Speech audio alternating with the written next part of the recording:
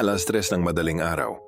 Pagod na pagod si Nurse Liza habang tahimik siyang sumakay ng lumang elevator ng ospital. Kumikislap ang ilaw, parang laging aalisin ng kuryente. Kasama niya ang isang nanay at batang tahimik at isa pang nurse na parang walang kapaguran. Sa loob pulang emergency lights lang ang nagbibigay liwanag, kaya bawat anino ay parang gumagalaw. Napansin ni Liza ang wristband ng pasyente. May mga pangalan at numero, gaya ng nakagawian. Pero habang umaandar ang elevator may narinig siyang mahihinang bulong. Tila nagmumula sa mismong wristband na suot ng bata. Lumingon siya, ngunit lahat ay tahimik. Lalong lumalakas ang bulong. Parang nagkukuwento ng mga pangyayaring hindi mo gugustuhing marinig. Napatingin siya sa wristband niya. Biglang nagbago ang pangalan.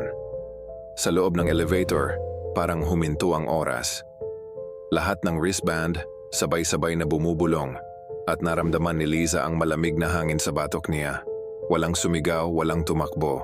Sa dilim ang mga kwento ng mga naunang dumaan dito, patuloy na umiikot, nakakabit sa bawat pangalan.